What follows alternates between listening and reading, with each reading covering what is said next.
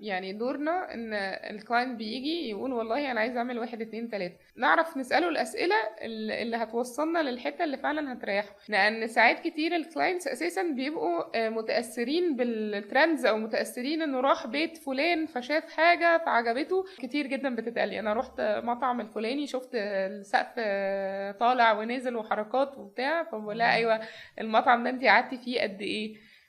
ساعة، ساعتين، 4 ساعات ماكسيمم. لكن imagine بقى ان انتي هتصحي وتنامي وتقومي مع السقف ده، هيبقى بدل ما هي حاجة واو بقت حاجة مضايقاك جدا. ففكرة ان احنا نعرف نسأل الأسئلة الصح اللي توصل الكلاينت اللي انا فعلا ايه اللي هيريحني، مش ايه اللي عاجبني دلوقتي وهل انا لو عملت ده هيفرق فعلا في حياتي ولا لا.